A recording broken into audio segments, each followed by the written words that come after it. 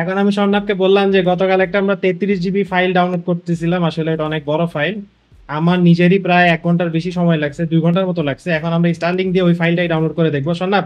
এই সেই ফাইলটা যেটা হচ্ছে 31 জিবি, তো এটা আমরা এখন ডাউনলোড করে থার্টি দেখ। থ্রি জিবি 33 জিবি, এটা আমরা এখন ডাউনলোড করে দেখবো যে আমাদের কতক্ষণ সময় লাগে এটা সে ডাউনলোড হইতে। তো এখন আমি ডাউনলোড ক্লিক করতেছি, ডাউনলোড হচ্ছে, ডাউনলোডে দিচ্ছি, ওকে দিলাম, স্টার্ট দিলাম ডাউনলোড।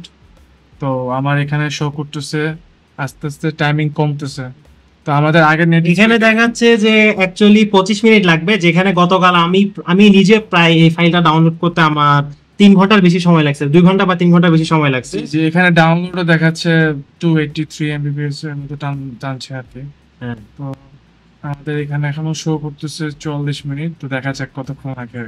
যে ফাইলটা আমরা ডাউনলোড করতেছিলাম এটা এখন দেখাচ্ছে 15 মিনিট লাগবে ডাউনলোড করতে। তো এটা অনেক বড় একটা মানে অ্যাচিভমেন্ট আমাদের জন্য বলা যেতে পারে। আর আপলোড স্পিডটা আমাদের কেমন কাজে লাগে এটাও আমাদেরকে দেখতে হবে। আপলোড স্পিডের টেস্টিং এর একটা ভিডিও বানাইতে হবে, দেখা যাক।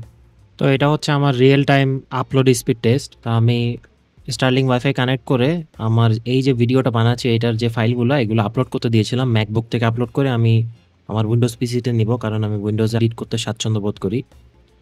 তো প্রায় 1.8 জিবি ফাইল আপলোড হতে 6টা 32 থেকে 6টা 52 মিনিট পর্যন্ত সময় নিয়েছে, যেটা আপনারা দেখতে পাচ্ছেন ফাস্ট ফরওয়ার্ড ভিডিওতে।